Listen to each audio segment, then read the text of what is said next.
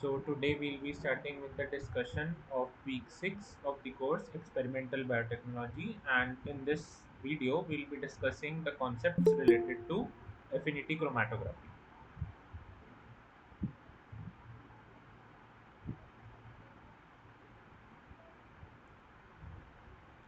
So let's get started.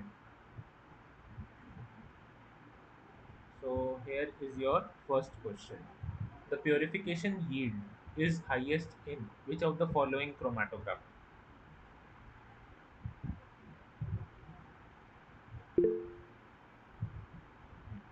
Yes.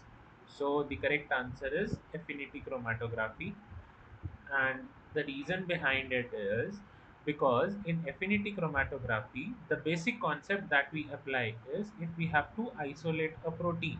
Okay, so in this case, we are using a substrate that interacts with this protein specifically. Okay, so for example, this is the column that we are using, and on the substrate or on the matrix, we attach that particular protein that interacts with the protein of our interest that we have to isolate.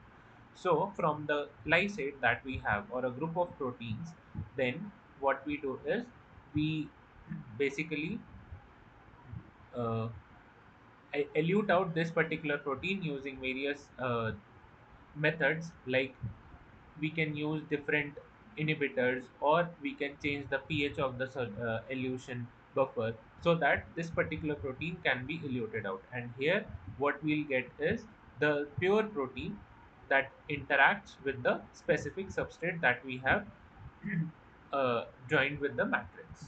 Okay, whereas in case of other chromatographies that we have studied till now, the hydrophobic interaction, ion exchange, and gel filtration chromatography, these chromatographies are broad spectrum chromatographies. Okay, because if we can say in case of hydrophobic interaction chromatography, we use salt, right, to basically hide all the charged components of the protein surface, and then we can elute out.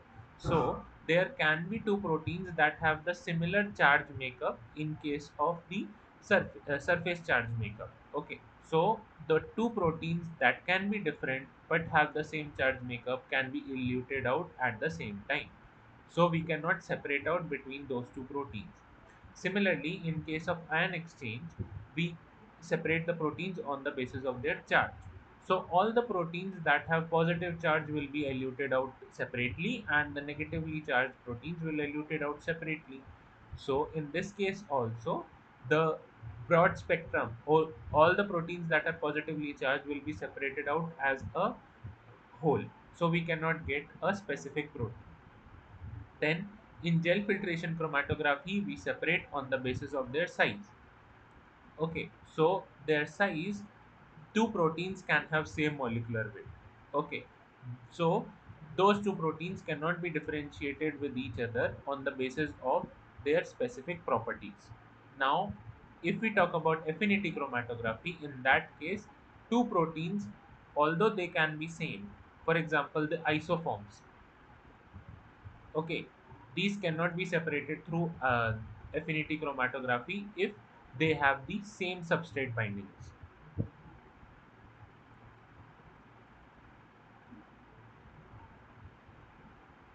Okay, so this is why the purification yield in affinity chromatography is the highest as compared to the other three chromatographies.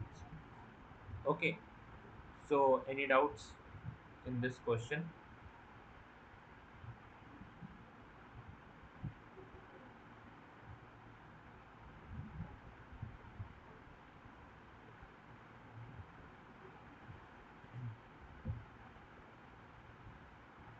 Okay, if not, then we'll move on to the next question. The chaotropic agents helps in elution by removing both receptor and ligand from the matrix, change in pH, partially denaturing the receptor, or competitive binding with the ligand. Okay, any more answers?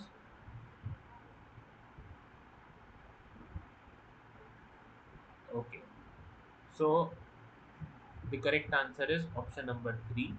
So for that, first we have to know what are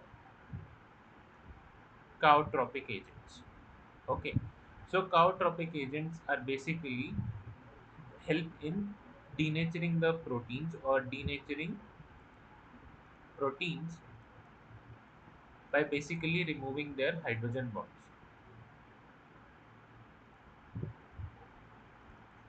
Okay, so some of the chaotropic agents are urea, then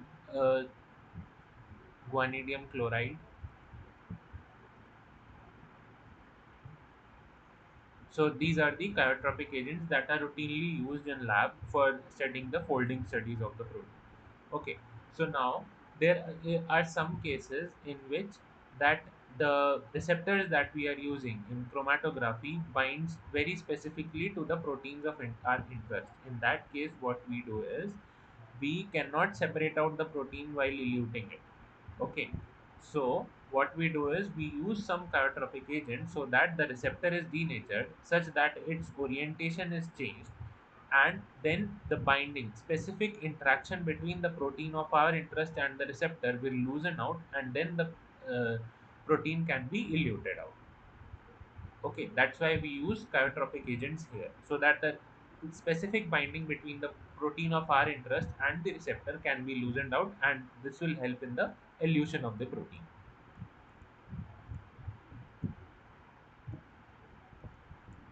Okay, so that is why sometimes we use the chiotropic agents. So any doubts?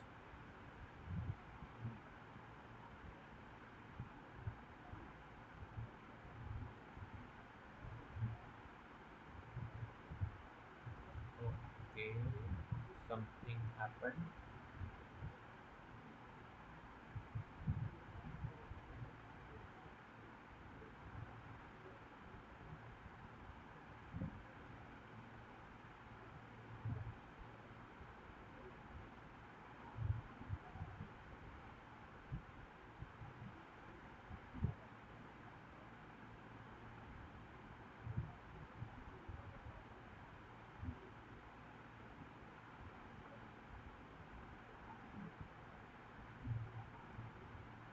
Okay, so any doubts in this question?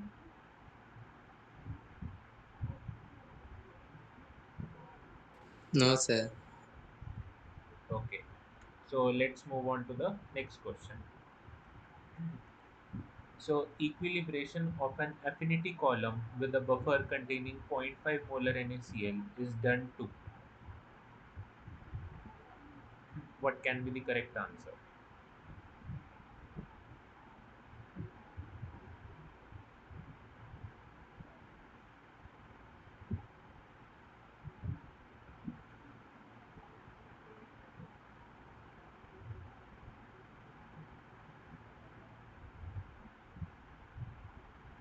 Okay, any more answers?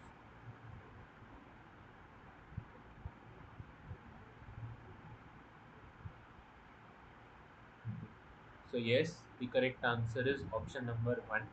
So generally, while equilibration of the affinity column, zero point 0.5 molar NaCl is used. So this basically helps in blocking. Okay. So what does blocking means actually? So blocking means that non-specific binding needs to be removed. Okay. So if we reduce the non-specific binding of the analyte from the receptors, that means we are getting a pure protein. Otherwise, if we do not do this kind of blocking, so in that case, what happens? There will be some contamination of the other proteins. In case of we'll not get the pure protein concentration, and we'll get impure proteins which have contamination of the other proteins that are similar that have similar receptor binding sites. Okay, so let's move on to the next question. Which of the following reactive groups is formed more on the dextran matrix upon treatment with CNBR? Options are imida carbonate, isourea ester, cyanate ester, or oxyrane flow.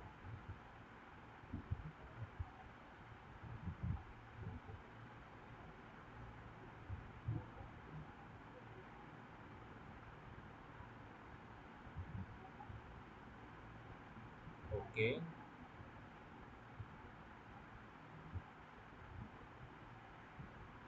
so we have received two answers now. This one or this one? Any more answers?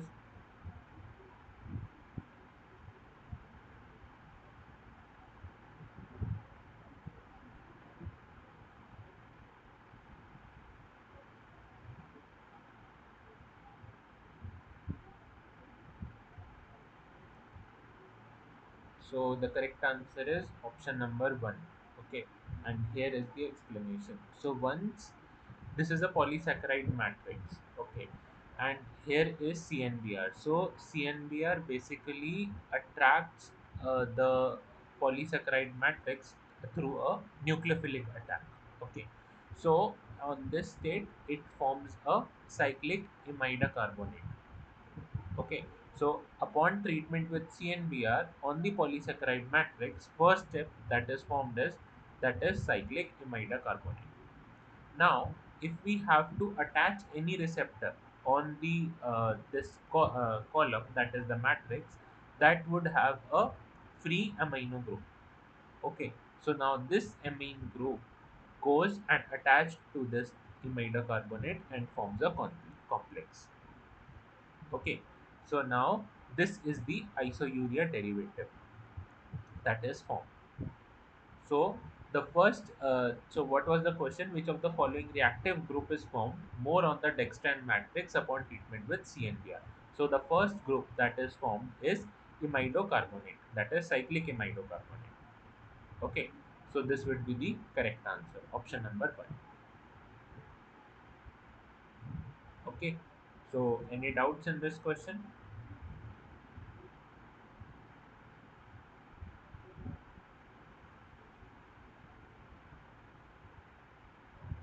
No, sir. Okay, so if no doubts, then we'll move on to the next question. Where should the GST, that is glutathione transferase, be inserted to reduce the recombinant protein for affinity purification? So this we are talking about making a recombinant construct. So where should be the GST gene be inserted on the sequence?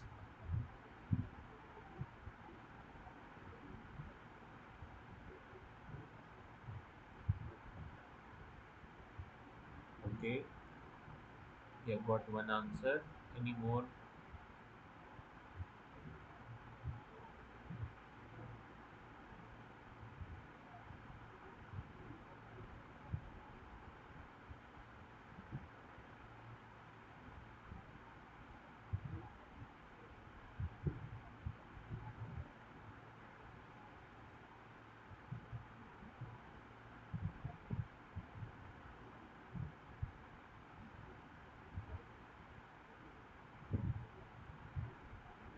Okay, so now we'll go a bit into the molecular biology aspect. So this is a plasmid, okay, and this is our gene or gene of interest that will form a protein that we have to isolate. Okay, and this is the coding sequence of the protein.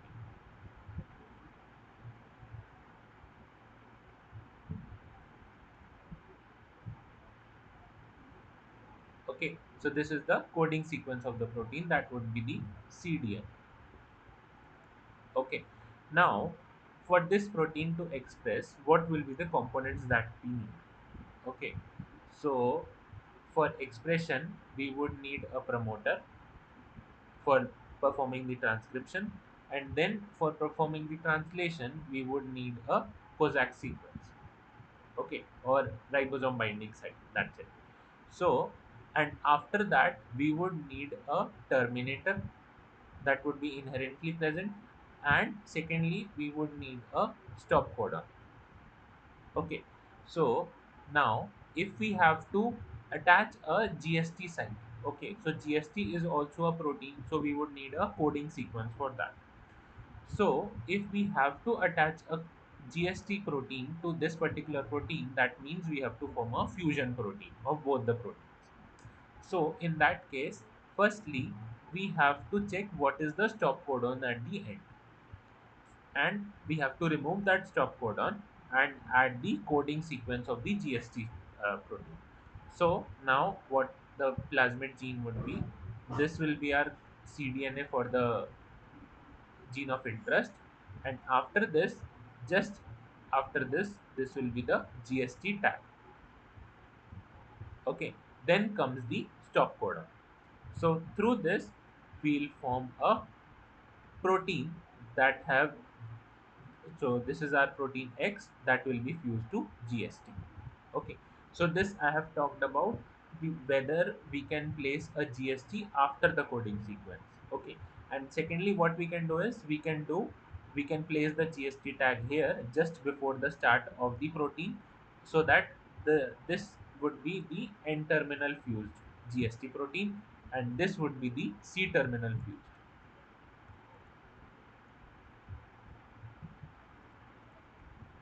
Okay, so GST tag will always be placed before or after the coding sequence of the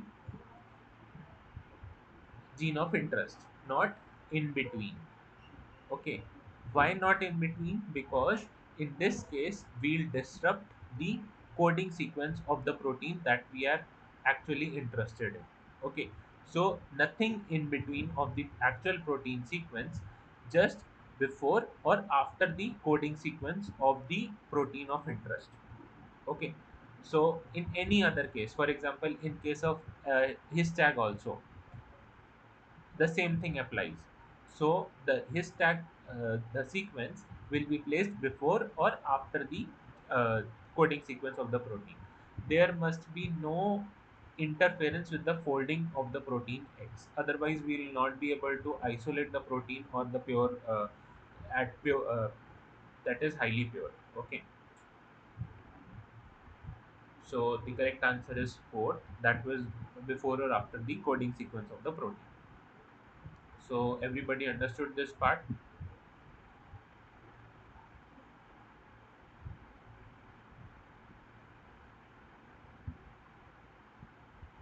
or shall I explain again?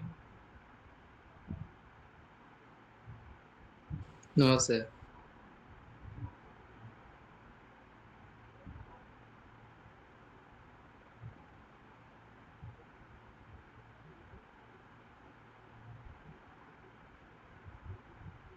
Okay, if everything is fine, then we'll move on to the next question.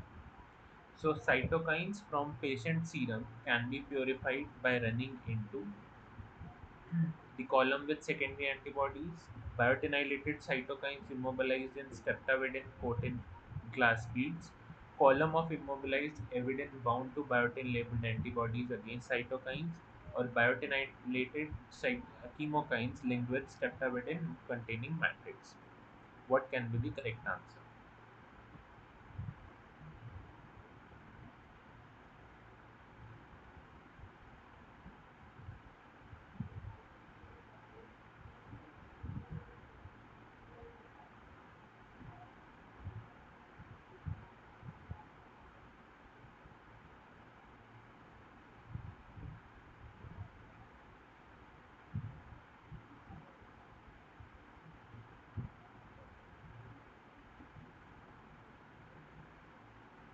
Okay, so we have got one answer.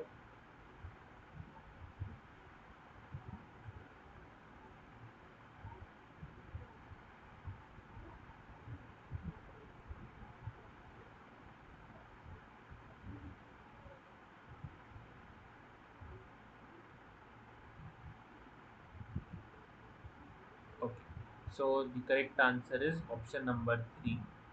Okay, so what happened is, whenever we are running through uh, a serum, okay, or we have to isolate a cytokine. So first, cytokines are very small molecules. Okay, they can be proteins or any other form, but mainly proteins are there. Okay, so these cytokines would have certain antibodies against them. And if we are directly isolating cytokines from a patient body, so these cytokines will not be labeled. Okay, if we are purifying these cytokines, then we can recombinantly label them with any other form. But when we are isolating from a patient, then these are not labeled at all. Okay, so in that case, what happens? We have specific antibodies that are monoclonal antibodies against the cytokines only. Okay, so these monoclonal antibodies are attached with a vitamin, that is biotin. Okay, now when we use these biotinylated monoclonal antibodies, so this is the substrate. And what will be the receptor? An antibiotic against this biotin, that is streptavidin. Okay, so this has specific interaction with the biotin molecule. So this is biotin and this is evidin. And this interaction is so strong that its force is similar to the covalent bond. Okay, so this is non-covalent interaction that have a strength that is equivalent to a covalent bond. Okay, so now what we do in isolating the chemokines or cytokines from a patient serum, we have these biotinylated antibodies that have specific binding site to the cytokine of our interest. Okay, so whenever we pass this serum through a column that have a biotinylated antibody, then what we have, then that will get attached to the streptavidin attached matrix. Okay, this will help us to isolate specific cytokines that we are interested in from a patient serum. Okay, so that is why the column of immobilized evidin, so this is a column that have immobilized evidin that is bound to biotin labeled antibodies. So these are biotin labeled antibodies. Now these are against the cytokines. So this we have to isolate. Okay, so everybody understood the question,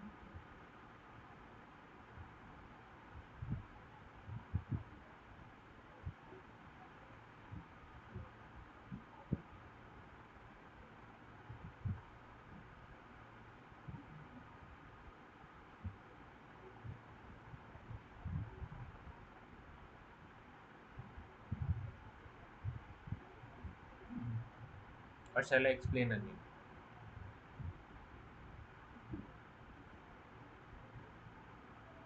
No, sir.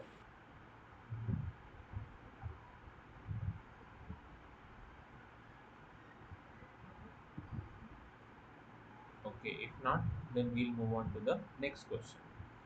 So NINTA columns are used to purify. Which of the following options can be correct?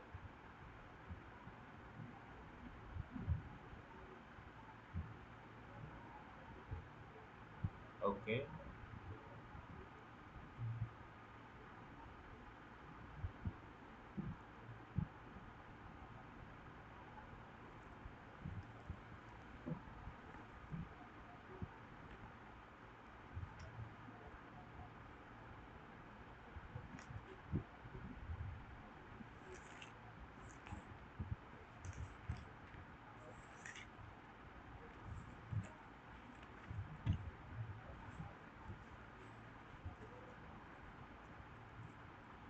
so yes, the correct answer is option number one, that is histatic proteins.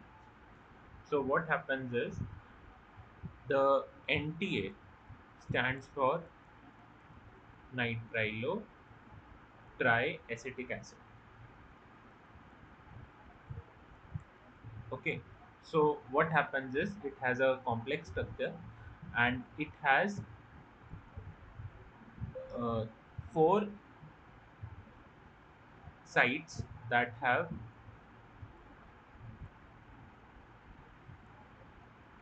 and one will be from nitro. Sorry. So it has four sites that basically binds to nickel. So nickel is a like, D and F block compound that basically have an empty d orbital. Okay, so it can form coordination bonds. Okay, so coordination bonds are basically those bonds that are formed by donating all the electrons from the particular group. Okay, so Ni has can share those electrons in their d orbitals. Okay, so it can form coordination bonds, and it is actually hexadentate. So hexadentate means it can form six coordination bonds.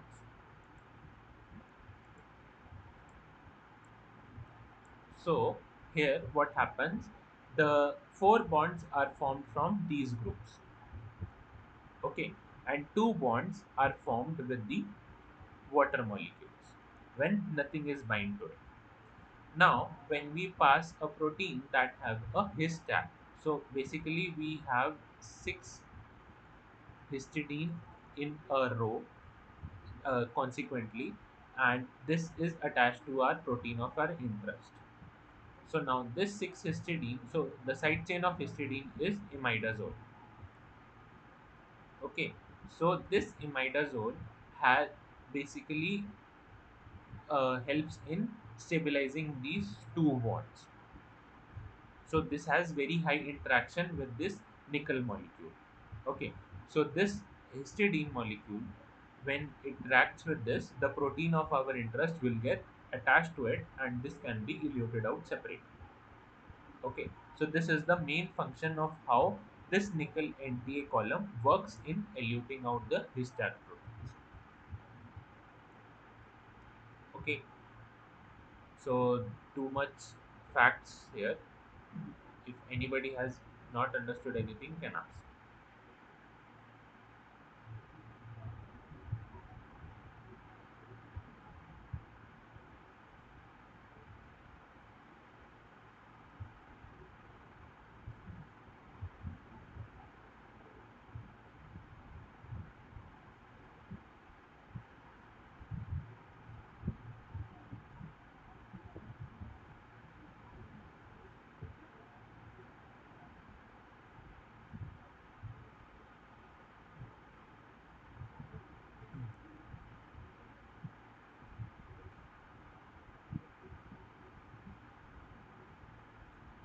So if no doubts, then we'll move on to the next question.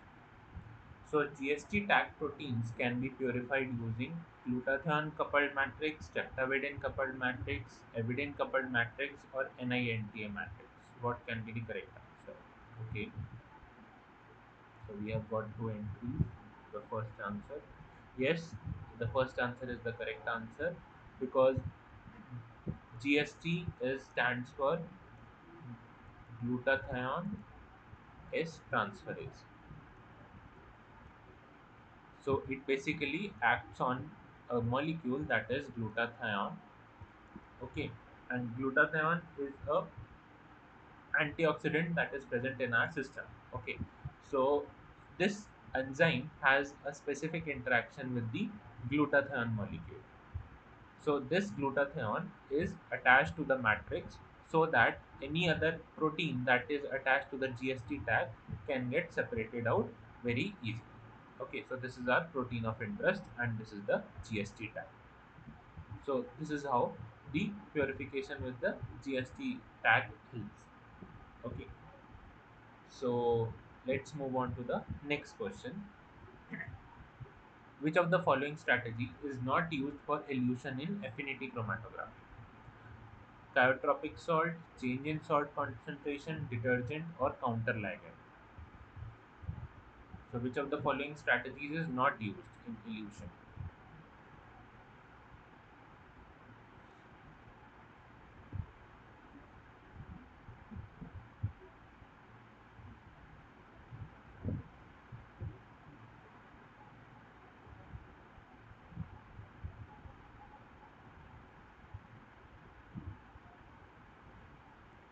Okay, any more answers?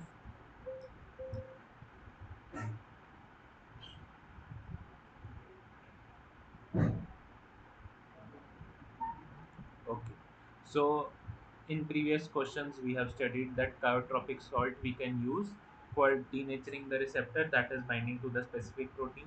So, yes, this can be used. Okay, this can be used.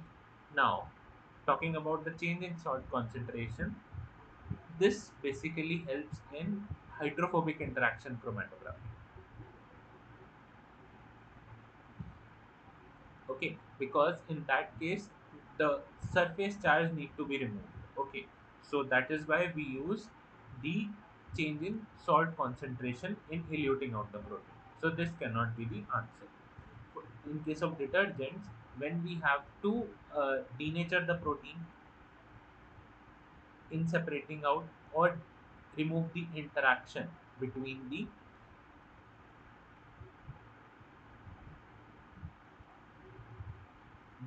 receptor and the ligand. Okay, so in that case, we use detergents.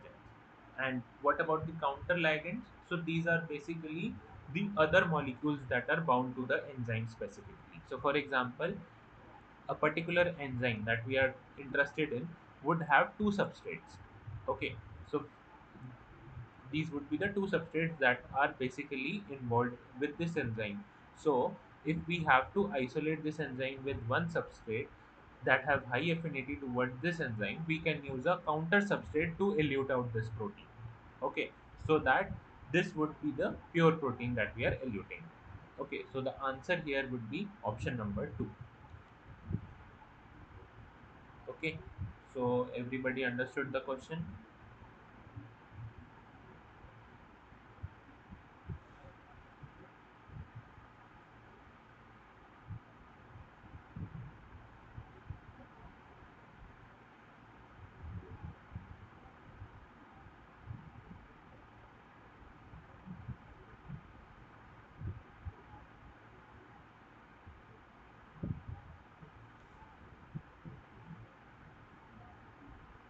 Okay, so let's move on to the next question.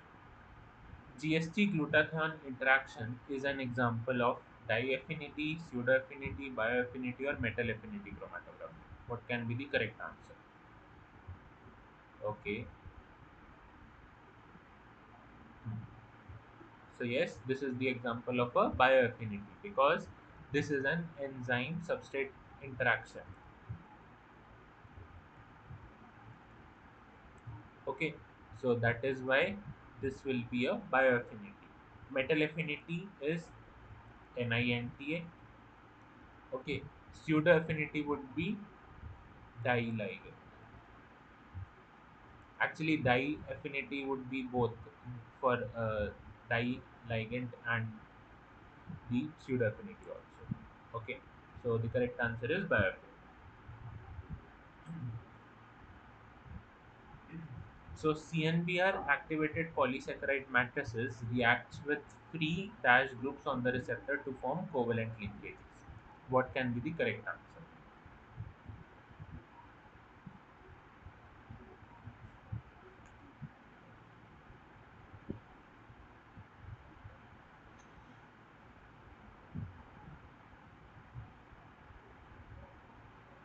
Okay, any more answers?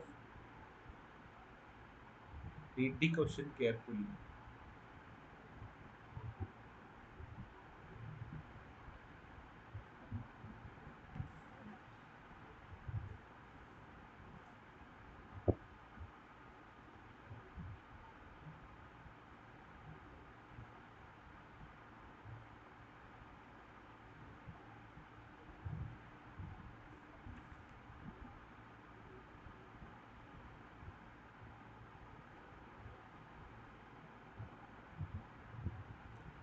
So, in the previous questions itself, we have studied that this is a polysaccharide matrix. It when reacts with CNBR, it forms intermediate that is cyclic carbidoimide.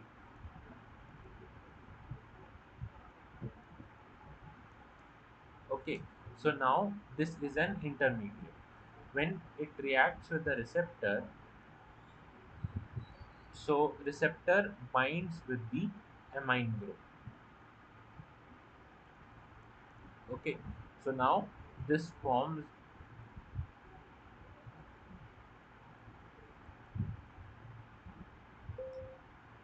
this is the complex that is formed after attaching the receptor to the matrix. Okay, so this is, the name would be substituted carbidoamine. Okay, so this receptor is bound with the amine group. So what does the question say? The CNBR activated polysaccharide matrices reacts with free dash groups on the receptors. Okay, so this question is asking what are the receptors that have which group that is bound to the matrix. Okay, so this is the amine group of the receptors that is bound to the matrix. So the correct answer is option number 4. So everybody got the question?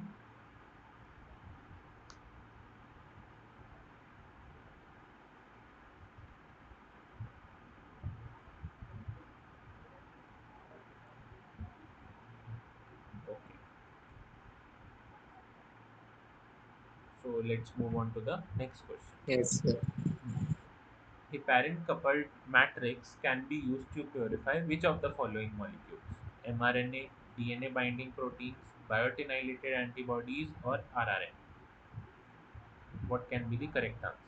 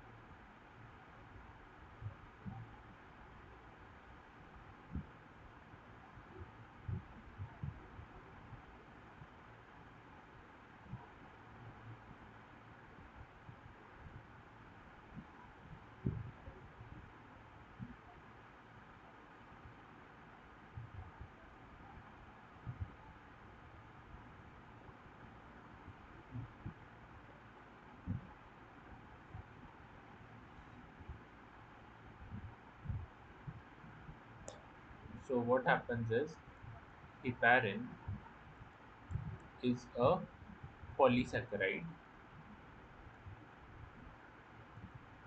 that have a negative charge.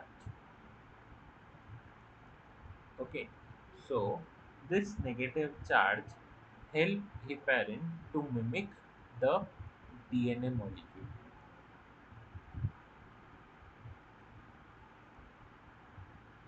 Okay, so because of this charge, it can bind to directly to DNA binding protein.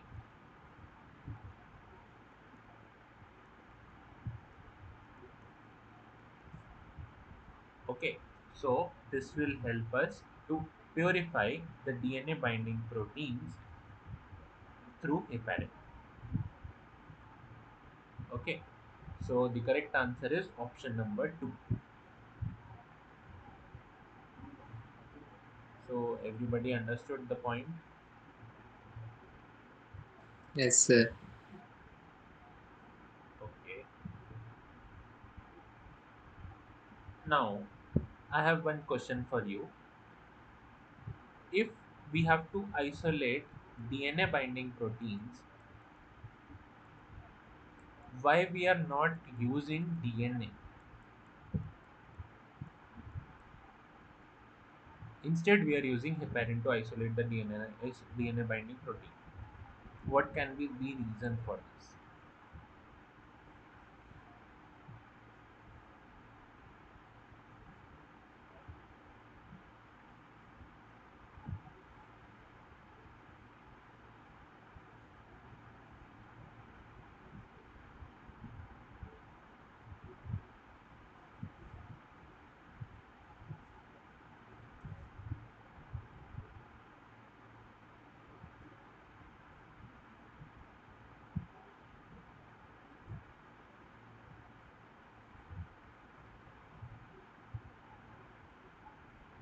Just think logically,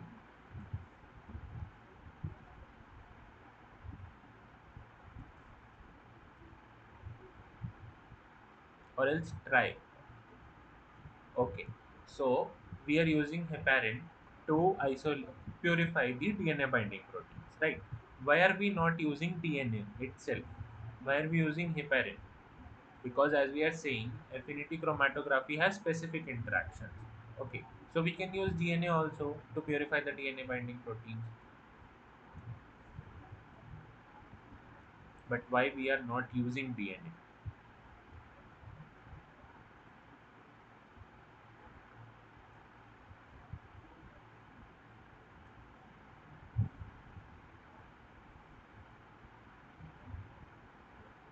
At least try.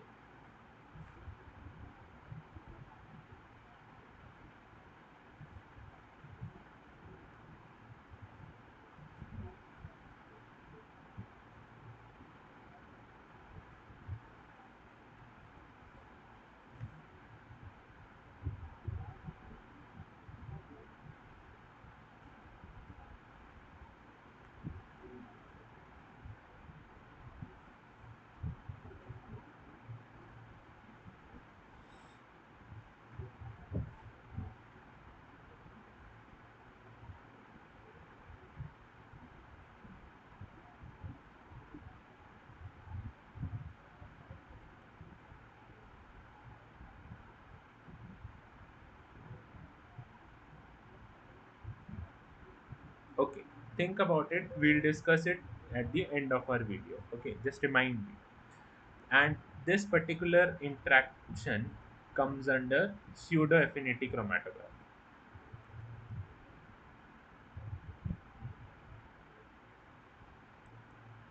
Okay, so let's move on to the next question.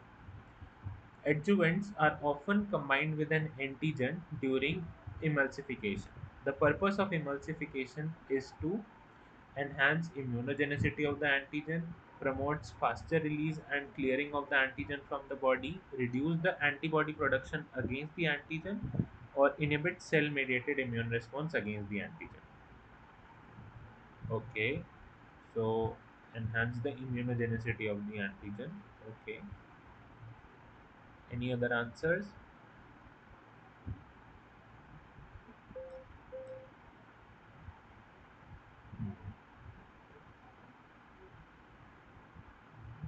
So yes, the correct answer is to enhance the immunogenicity of the antigens. So what happens is whenever we are injecting any particular antigen in mice to isolate those particular antigens or the antibodies that we are generating, so what we do is in the mice we inject adjuvants, so as well as the uh, so the antigen that we are injecting. So this increases the immune response.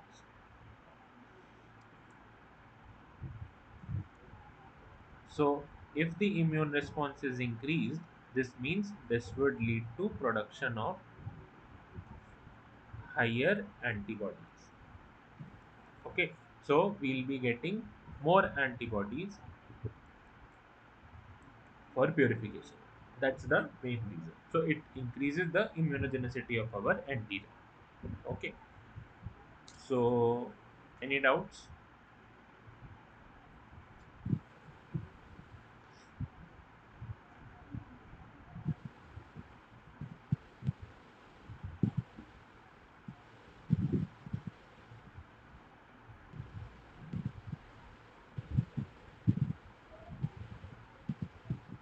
If not, then we'll move on to the next question. What is the function of booster injection in antibody production against an antigen? Decrease the antibody titer, induce cytotoxic T cell response, induce the production of monoclonal antibodies, or increase memory B cells and antibodies. Okay. So yes, the correct answer is fourth. That is increase memory B cells and the antibodies for large production of the antibodies against the specific antigens that that we are interested in. Okay. So the similar answer that we have studied last. in the last question itself. Okay, so next question is isourea ester is an intermediate chemical group formed during the process of receptor coupling with. What is the correct answer?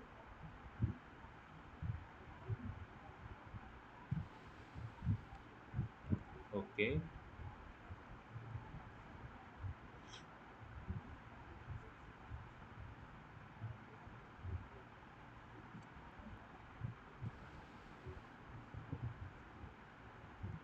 so the correct answer is option number 2, and here is the explanation. Okay, so just like CNBR that we have studied, there is another matrix molecule, that is carbodiamide.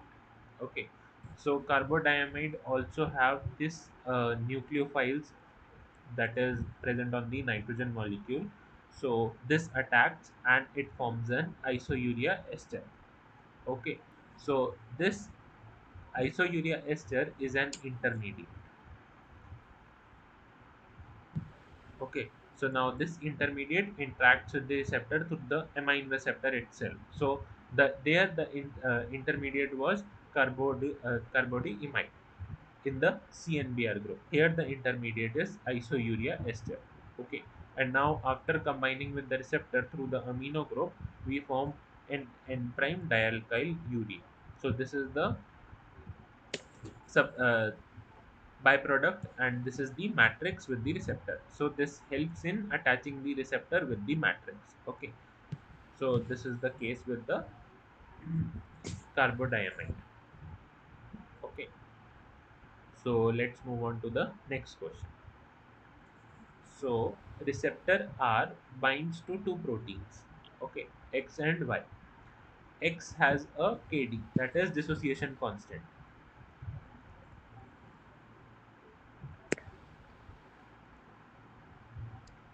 of 500 micromolar, and while Y has a KD of 50 micromolar. So you ran the solution containing mixture of protein X and Y through a column having receptor R at the matrix. Which protein will be eluted first from the column? Either protein X or Y, or both the protein X and Y simultaneously, or you need more data to like picture what can be the case. Just think and answer.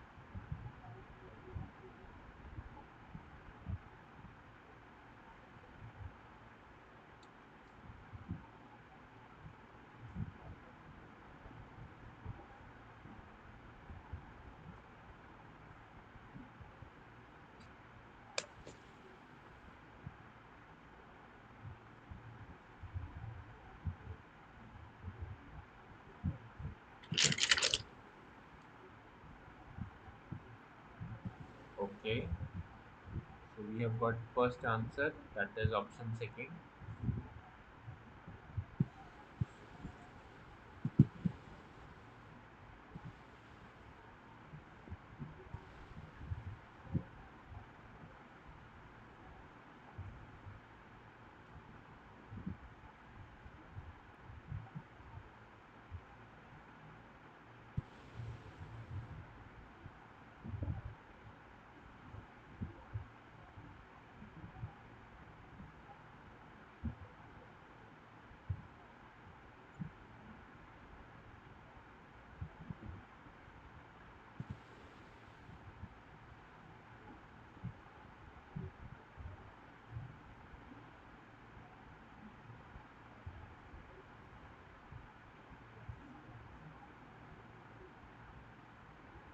Just think logically.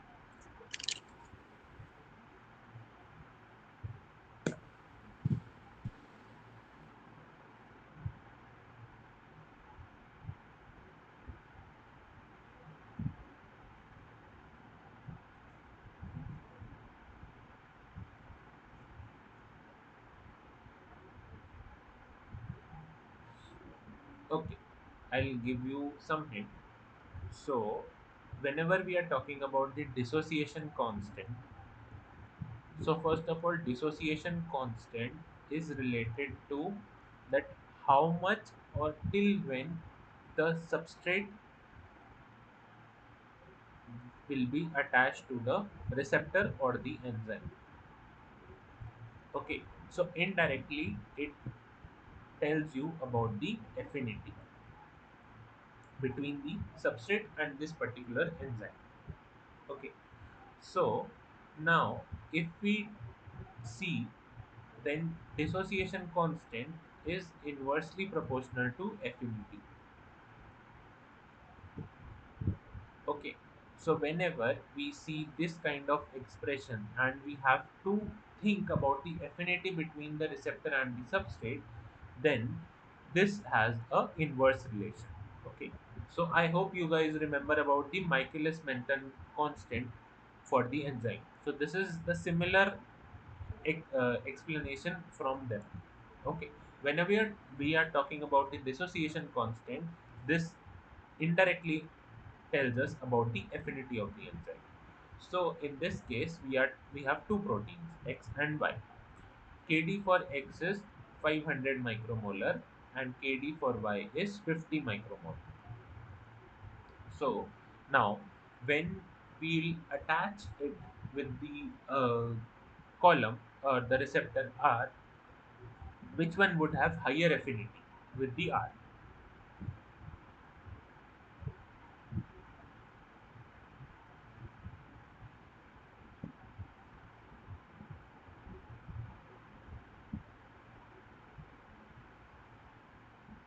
So which out of X and Y, what will be more attached to the receptor R, X or Y? Yes. Okay, because its Kd is less, so it has higher affinity for the receptor R. But if we pass the column that is bound with receptor R with both the proteins X and Y, both proteins have equal probability of binding to the receptor R. That means some of the receptors will be binding to Y and some of the receptors will be binding to X. Okay. Now, when we'll be eluting either of the proteins, so in that case, what will happen? The protein that have less affinity to the receptor R will be eluted first. Okay, because when we are changing the interaction between the receptor and the protein bind, if it has loosened interaction, for example, here the X would have less affinity towards the receptor R, so the interaction would be weak. And here, when we'll be eluting the proteins, in that case, X would be coming out first because its Kd was less. So the affinity for the receptor and the X would be less as compared to the affinity between R and Y.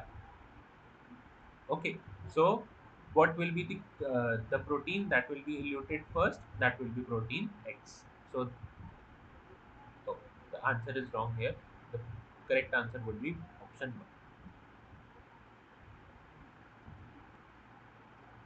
one. Okay, you got my point. What I'm trying to explain.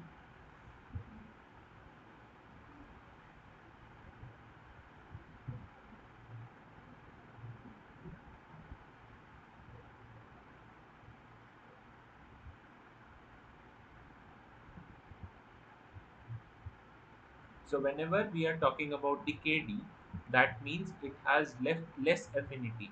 Okay, so it will be inversely proportional with the affinity of the enzyme or the receptor that we are talking about.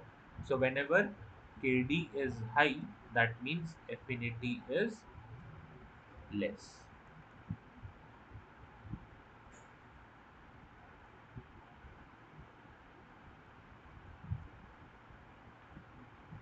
So, is the question and the explanation clear?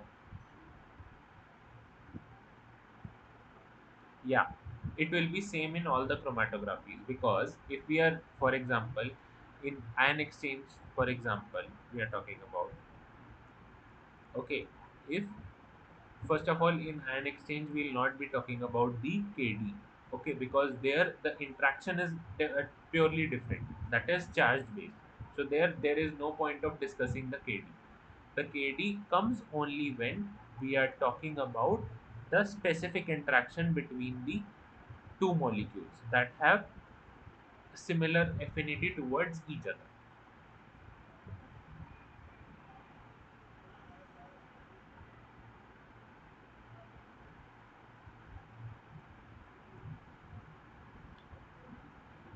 Okay,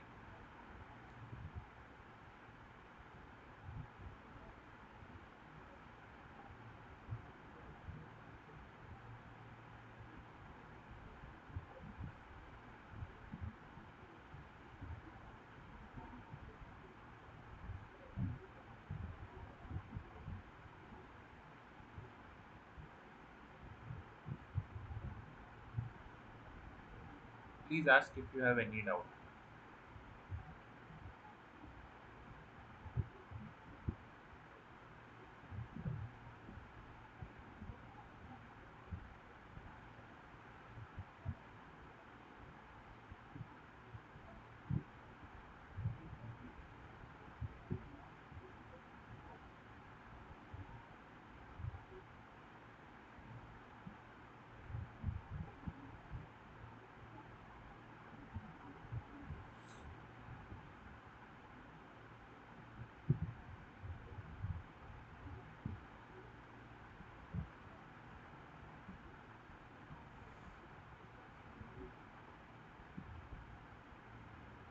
Hmm. Yes.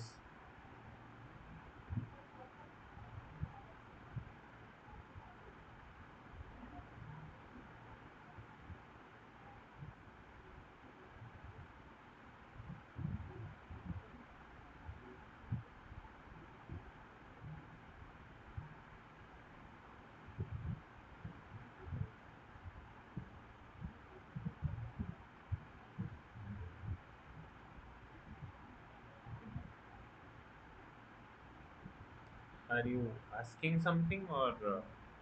Hmm.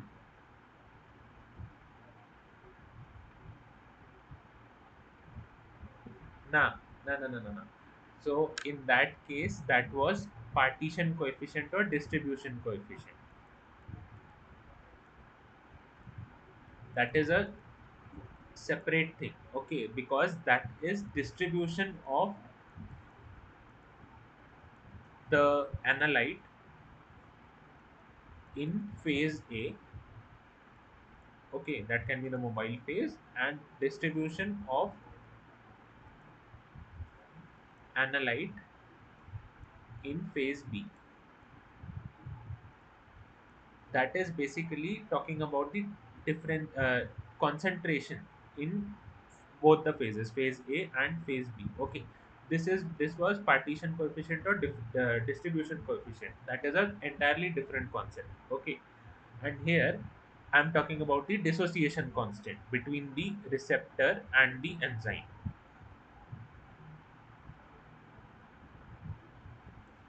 Okay, so don't confuse between two things. And like it's my mistake, I have not written here the dissociation constant and I wrote directly Kd. So that's my mistake. But yes, both are entirely different concepts.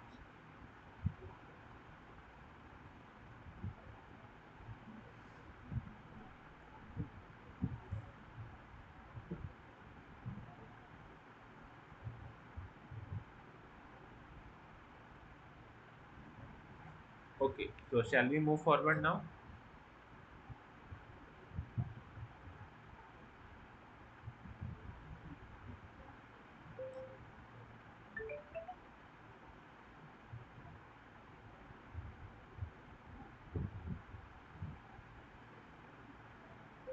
Okay, so let's move on. If you have any doubts, we can ask, we can discuss in at the end of the presentation also. Okay.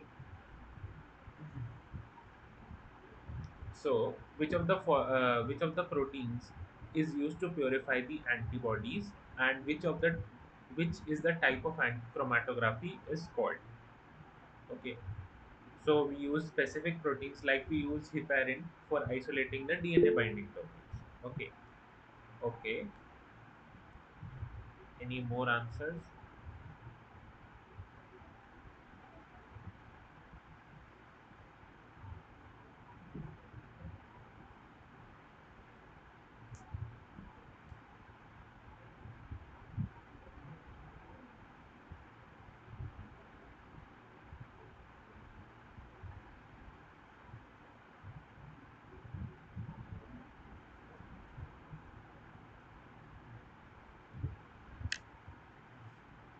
So here there are two correct answers basically.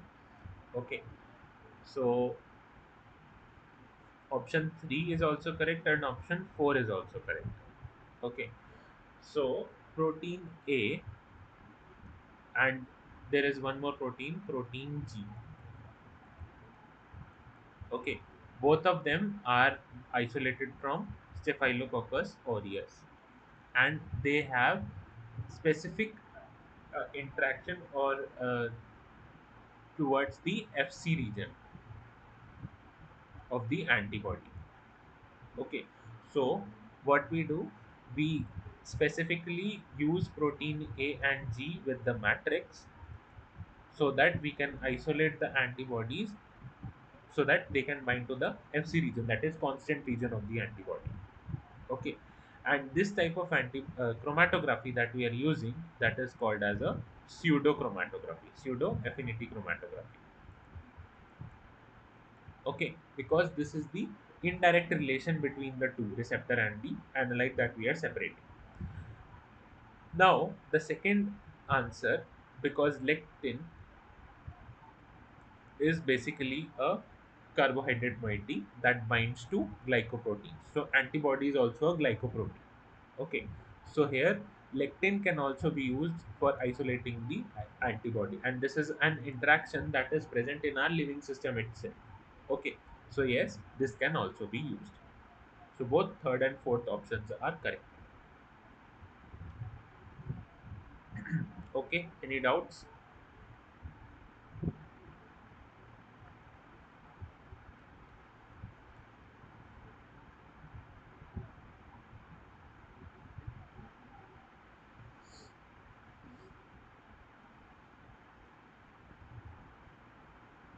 Okay, so there are two proteins, protein A and protein G, that are isolated from a bacteria, that is Staphylococcus aureus. Okay, and these proteins have specific affinity towards the FC region of the antibody. Okay, so as you know, antibody structure, this is the constant region, and this is called as the FC region, and this is the antigen binding region, so this is called as the FAB region. Okay, and C, this FC is also because of the crystallized, that can be crystallized, so this is also called as FC because of that. So this FC region is constant, so this has specific interaction towards the protein A. So whenever we are isolating monoclonal antibodies, so we generally use matrix that is labeled with protein A, so that the like this the antibody can go and can bind and purify it. Okay, so this is the interaction that we are talking about, and this is a type of pseudo affinity chromatography.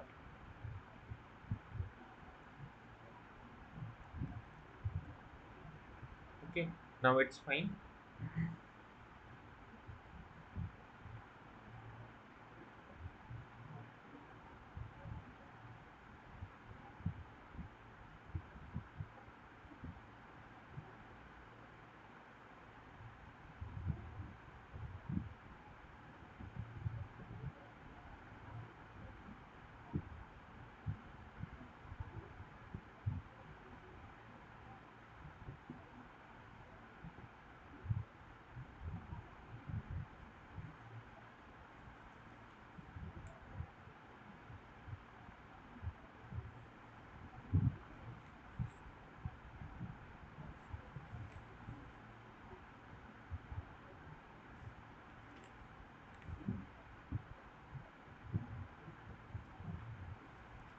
Shall we move forward?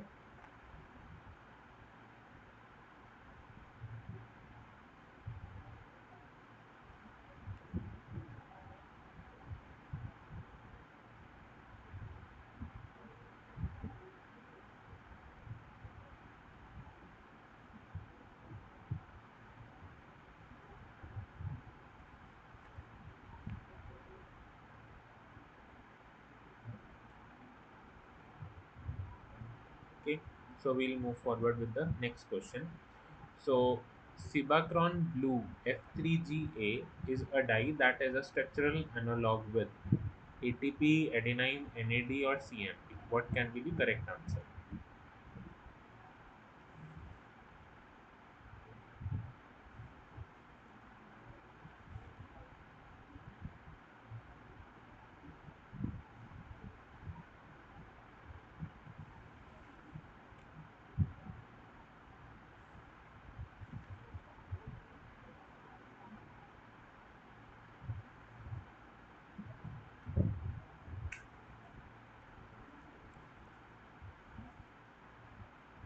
Okay,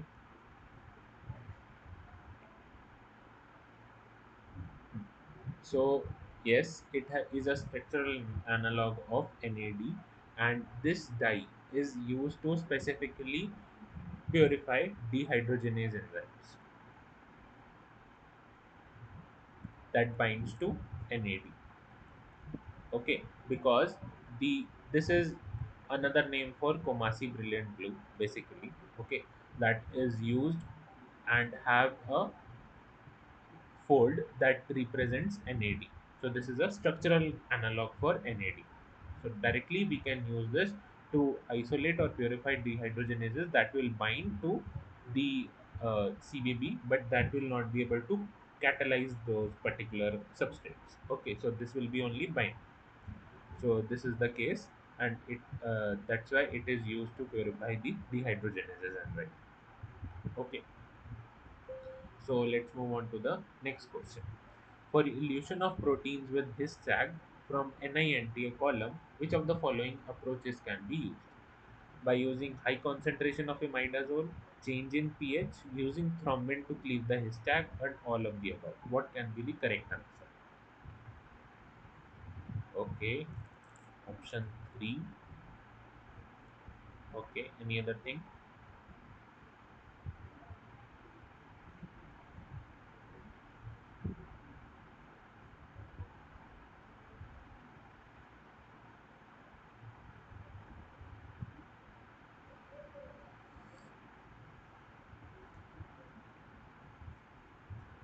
So, what is the side chain of histidine?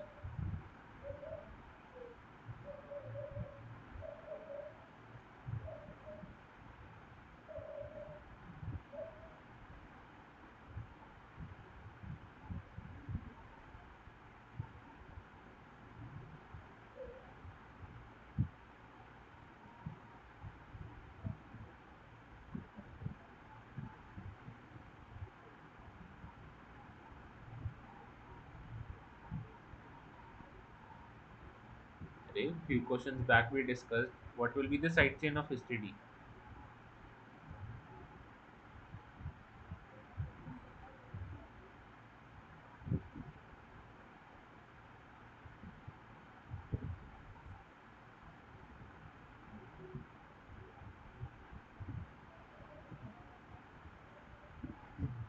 Imidazole.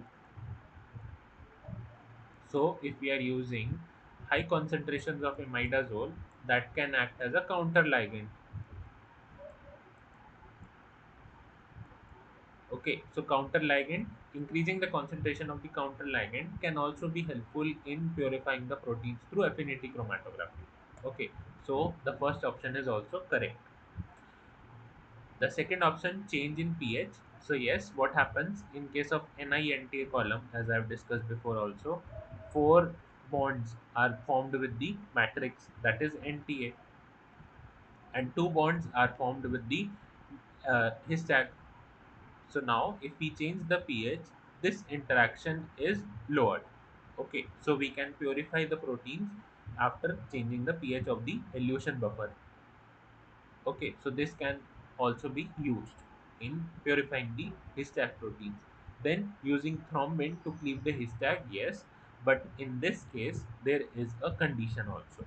Okay, so whenever we are generating a plasmid that have a histag, we have to have a thrombin cleaving site also.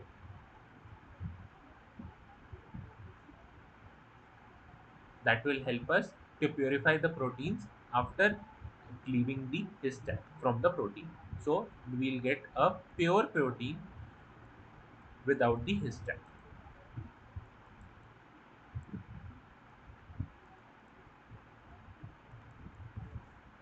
Okay, so just 1 minute.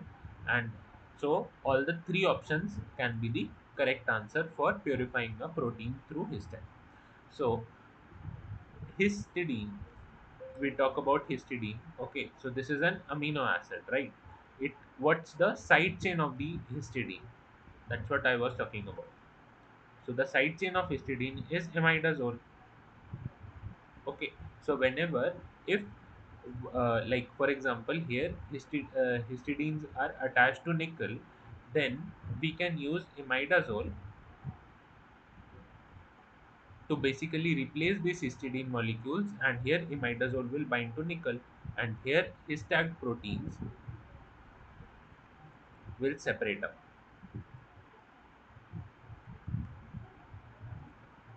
Okay, so this imidazole will act as a counter ligand.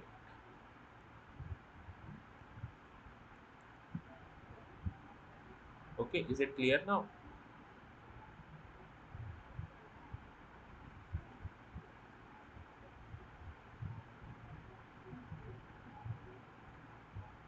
Okay, so let's move forward. There is an enzyme that is phenol hydrolase, can bind to two substrates, phenol and NAD+. In order to purify the enzyme from the bacterial lysate, what strategy can be employed? Using phenol attached to the matrix, purifying uh, pH, that is phenol hydrolase, using NAD attached to the matrix, using NI chromatography, or using ion exchange chromatography. What can be the correct answer?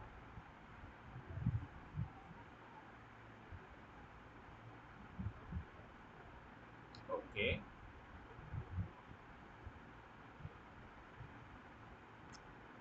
we have got the first answer. Any more answers?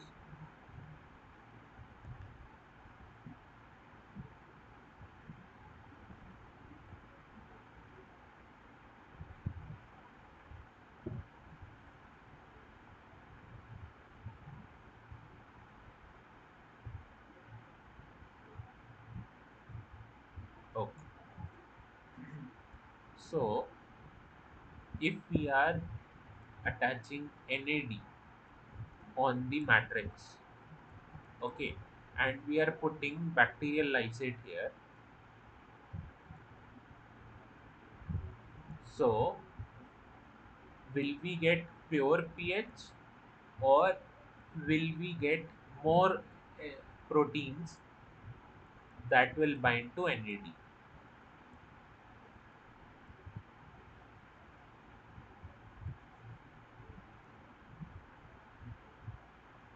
Because the question says we have to purify the protein from the bacterial lysate. So bacterial lysate would also have other proteins that are binding to NAD plus.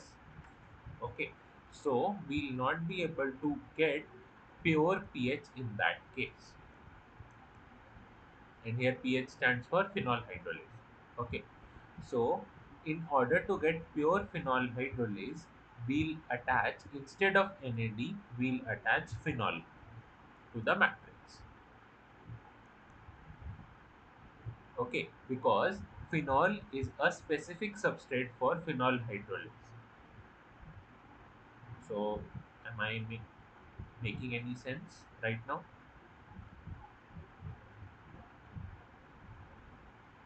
Okay, so if we attach phenol to the substrate or the matrix, this will directly attract phenol hydrolase, and we can purify pure phenol hydrolase. If we are attaching NAD to the matrix, in that case, what will happen? All those enzymes that have affinity towards NAD will also get attached to that, and we will not be able to get pure pH. It will have contamination of other enzymes as well that have a NAD that have NAD binding sites. Okay, so the correct answer is option number one. So is the question clear now?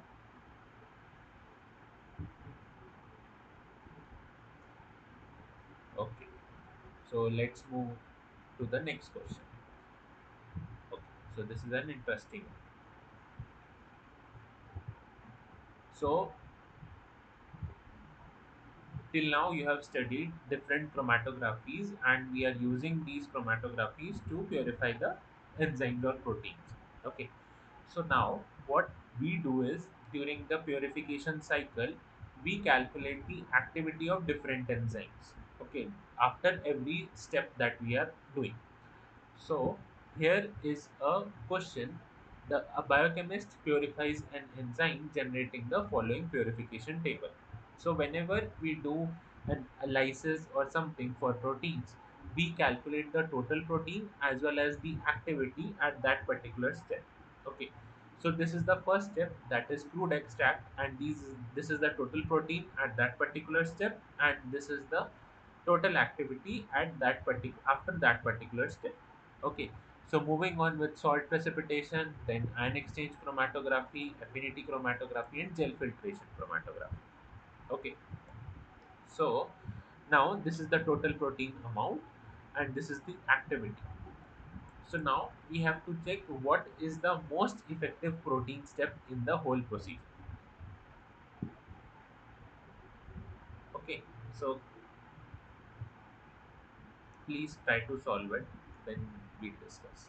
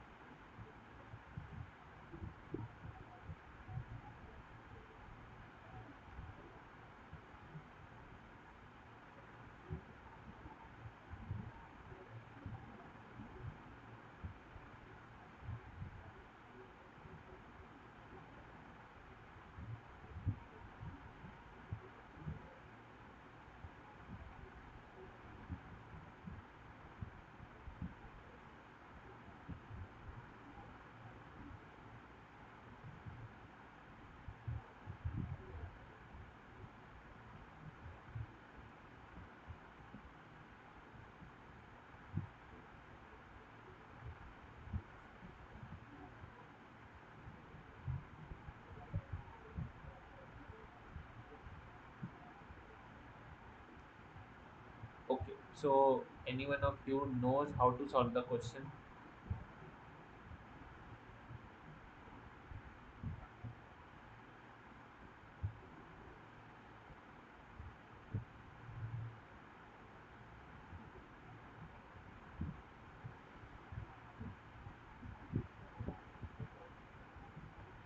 If not, we can directly discuss it.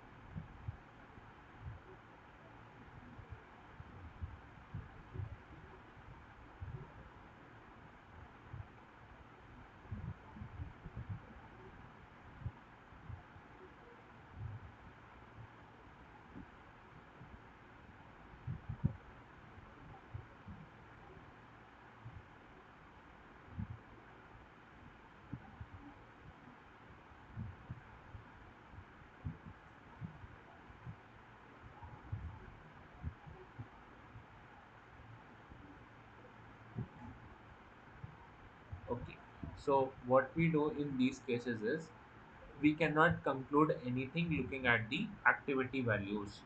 Okay, so we calculate the specific activity of the enzyme at particular steps.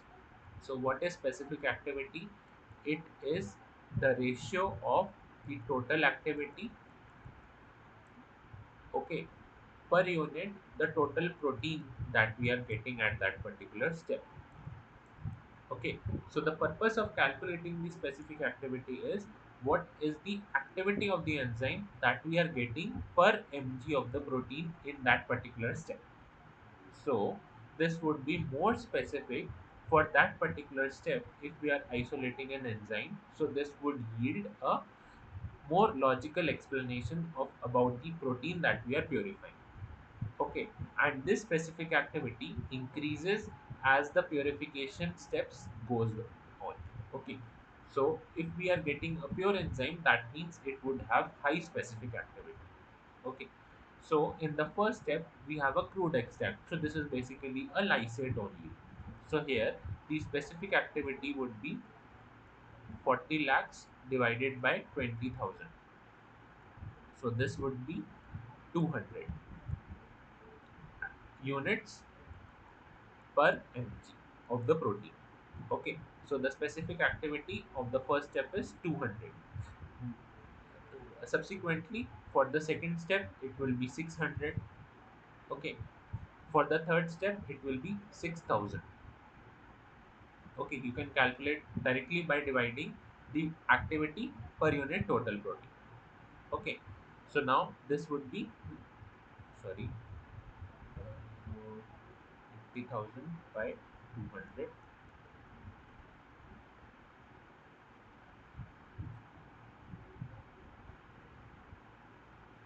Sorry, this would be 4,000. Okay, now we have 50,000.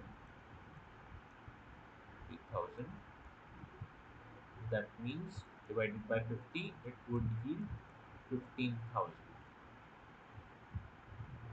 Yeah, in the next step also it would be 15,000. So this would be the most effective step where we have increase in the specific activity and then there is saturation in the specific activity. Okay, so that means the specific activity was increasing with step and there is saturation. That means this is the purest level of the enzyme that we have got, followed by for the first subsequent steps the specific activity remains the same. That means it is saturated. Okay, so now this step where we have attained this specific activity would be the most effective step in the whole purification process. Okay, so here it will be affinity chromatography. That will be option number uh, that will be the fourth step and the option number 2. Okay, so every time we have to calculate the purification or what will be the specific activity of that particular step, that we calculate using the formula, the total activity in that particular step divided by the total protein that we are getting in that particular step.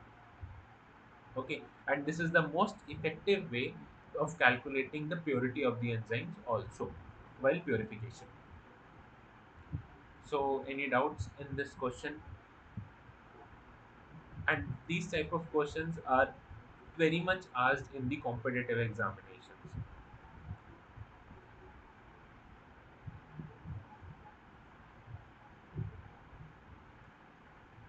So any doubts?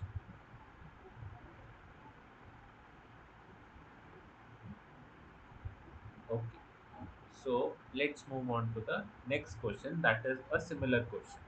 So we have checked on the most effective step in the purification part. Okay, now what will be the fold purification at that particular step? Okay, so fold purification, how do we calculate?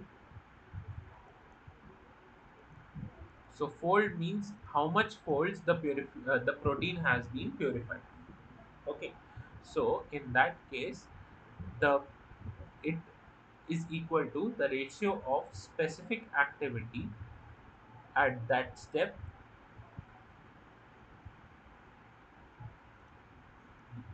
divided by the specific activity at the first step. Then only we'll be able to determine how much folds purity is there in case of the enzyme purification. Okay, so what will now you have the formula, so what will be the answer? Okay, so in the last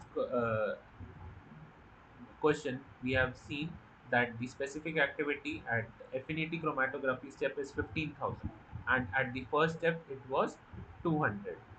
Okay, so if we ratio this would be 75. So that means 75 folds the protein has been purified. Okay, so this is the correct answer. So I hope the explanation is clear.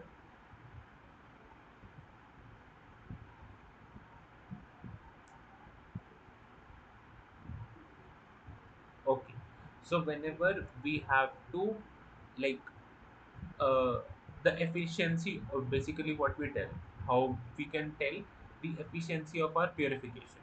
Okay, so we have to check at which step the fold or the protein that we are isolating is more. Okay, so in that case, if we have to check the folds or basically the efficiency of our purification. Okay, so in that case we calculate the folds of the protein that have been purified at each step.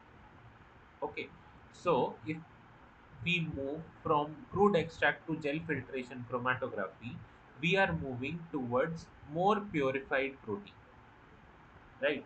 So at each step, the folds of protein that we are getting, or folds of pure protein that we are getting, would be more as compared to the first step.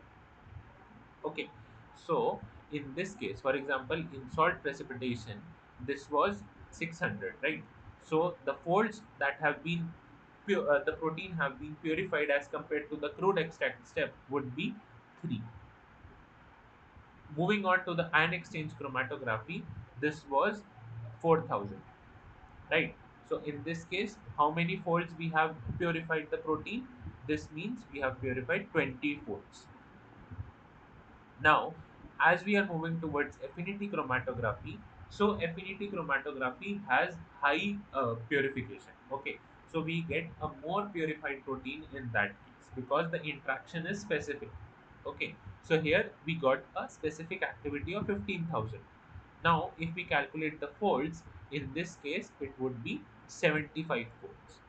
Okay, that means the protein that was present in the lysate has been purified to 75 times.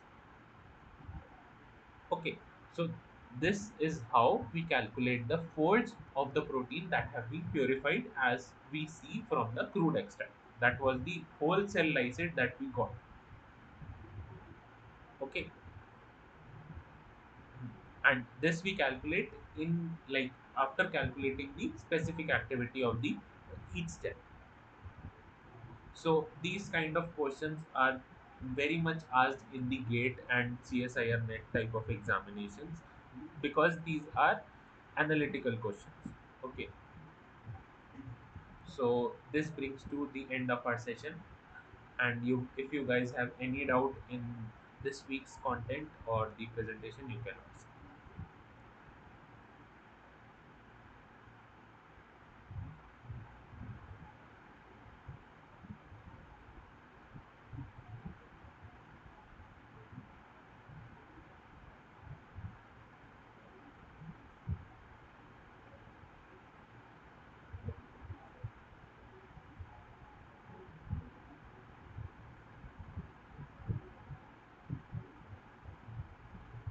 Yeah. So in case of DNA binding domain proteins, okay, the specificity of the, like, DNA sequence is specific, right? And if we are isolating specific DNA binding proteins, then we have to code the matrix with specific DNA sequence only. Then only we'll be able to isolate those proteins. But if we are in a general way isolating DNA binding proteins, then we cannot code the matrix with a single sequence. Okay, so for example, there is a DNA binding protein that have this sequence in the DNA that it binds to, and there is another protein that binds to this sequence. So if we attach the matrix with this sequence, then the protein that binds to this sequence will not be isolated. Okay, so to generalize the purification wala steps, we have heparin.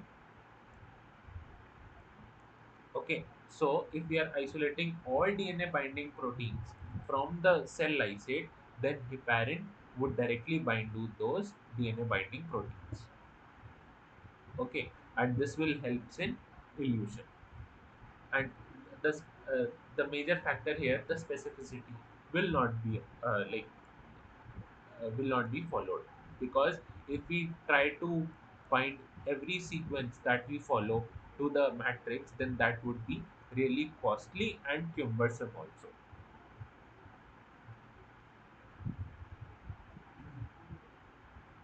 Okay, so you got the point what I was trying to explain.